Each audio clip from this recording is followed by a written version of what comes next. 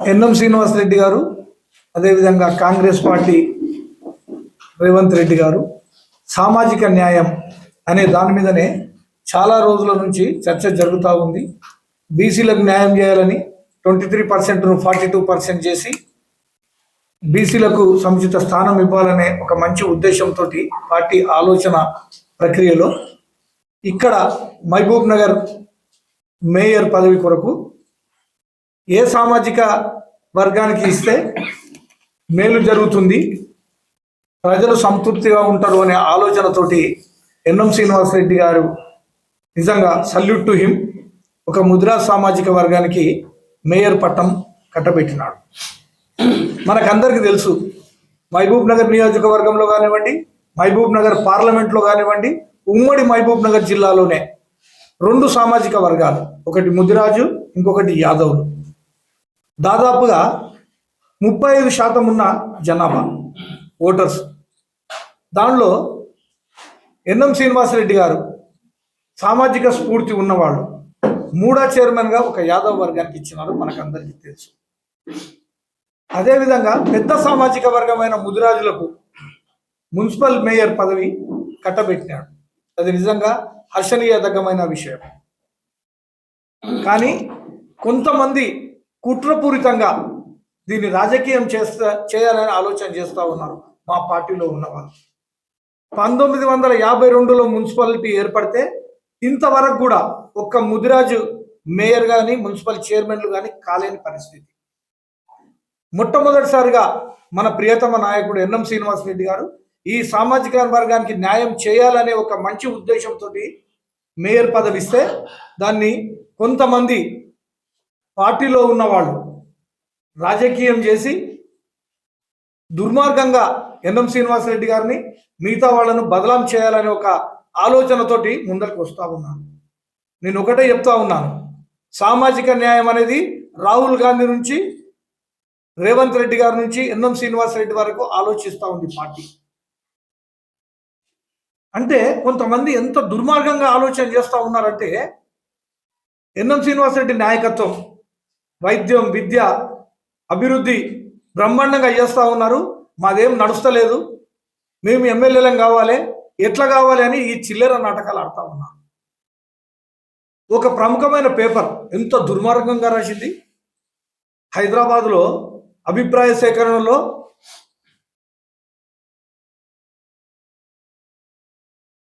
ఒక ఆమెకు అందరూ చెప్పిండ్రు, దాన్ని పక్కకు పెట్టి వేరే వాళ్ళకి ఇచ్చిండ్రు అని చెప్పి దుర్మార్గంగా రాసింది. చీరాల లోపట ఎమ్మెల్యే గారు, అదేవిధంగా మన ఇన్ఛార్జ్ అయిన అనిరుద్ రెడ్డి గారు హోటల్లో కూర్చొని ప్రతి ఒక్క కార్పొరేటర్ను పిలిచి మీ అభిప్రాయం ఏంది అని అడిగి వాళ్ళు మొత్తం రాసుకున్నారు.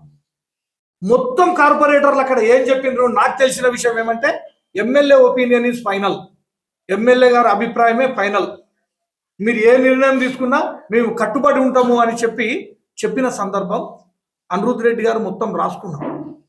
కానీ ఆ పత్రిక దుర్మార్గంగా ఏం రాస్తా ఉంది, percentage of the corporators Prasanna అనేట ఆమె పేరు చెప్పిండ్రు, కానీ కావాలనే ఉద్దేశంతో ఆమెను పక్కకు జరిపి ఈ విధంగా ఈమెను మమతను తీసుకొచ్చిండ్రు అని చెప్పేసి పేపర్లు కూడా ఆలోచన చేయాలి, ఏం రాయాలి ఏం రాయకూడదు అని.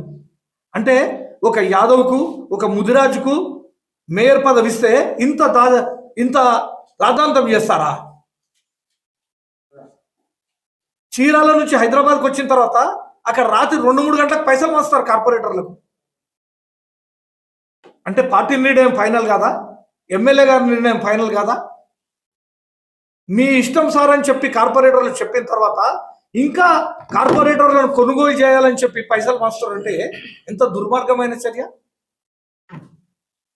మా దాంట్లో ఉండే ముఖ్య నాయకులు ఎన్ఎం శ్రీనివాసరెడ్డి ఓడిపోవడానికి ప్రయత్నం చేయలేదా? మీకు అందరికీ తెలియదా? మహబూబ్ నగర్ పట్టణ ప్రజలందరికీ తెలియదా? ఎన్ఎం శ్రీనివాసరెడ్డిని కాంగ్రెస్ పార్టీని ఓడగొట్టాలని ప్రయత్నం చేసిన వాళ్ళు ఇప్పుడు పెద్ద పెద్ద పదవిలో కాంగ్రెస్లో ఉండి కాంగ్రెస్ను అనిశ్చితి చేయాలనే ఒక ఉద్దేశంతో ఈ విధంగా చేస్తూ ఉంటే ప్రజలు చూస్తూ ఊరుకోరు, వాళ్ళకి ఖచ్చితంగా గుణపాఠం చెప్తారు. మహబూబ్ నగర్ పట్టణ ప్రజలు కూడా ఒకసారి దయచేసి ఆలోచన చేయండి. పార్టీ అధిష్టానాన్ని ఒప్పించి వాళ్ళతోటి సంప్రదించి ఎన్ఎం శ్రీనివాసరెడ్డి గారు ఒక ఆలోచనతోటి వీళ్ళుంటే మహబూబ్ నగర్కు బాగుంటుంది అని ఆలోచన చేస్తే దుర్మార్గంగా రాత్రికి రాత్రి పేర్లు మార్చి ఇక్కడ ఏదో బీఫామ్లు పంపించి ఏదో మేము లబ్ధి పొందాలని చూస్తే ఎన్ఎం శ్రీనివాసరెడ్డి గారు అంత ఈజీ మనిషి, ఒక విద్యావంతుడు, ఒక విజన్ ఉన్న మనిషి. ఆ మనిషి ఎవరికేం చేయాలనేది ఆయనకు ఒక విజన్ ఉంది. ఆ విజన్ ప్రకారము ఎన్నిక చేయబడ్డది. ఇంకొక ముఖ్య విషయం, 1952 నుంచి కూడా ఇంతవరకు ముదిరాజ్ సామాజిక వర్గం నుంచి మేయర్ కాలేదు. అవకాశం వచ్చింది, అయ్యిండ్రు. అన్ని పార్టీల వాళ్ళు, టిఆర్ఎస్, బీజేపీ, ఎంఐఎం, ఇండిపెండెంట్ అందరు కూడా యునానిమస్గా ఏకగ్రీవంగా ఎవరైతే ప్రపోజల్ చేస్తారో వాళ్ళని ఎన్నుకోబడ్డారు. మళ్ళీ ఒకవేళ వాళ్ళకి దురుద్దేశం ఉంటే నిలబడేది ఉండే. ఎంత దుర్మార్గమైన చర్య. నేను కూడా చీరాలకు వెళ్ళినాను. ఇంకొక ముఖ్య విషయం ఏమంటే, నా కూతురు ఒక advocate, MTech LLB gold medal న్యాయవాదిగా ప్రాక్టీస్ చేస్తూ ఉంది. నేను నా వార్డు నుంచి నిలబడ్డాను.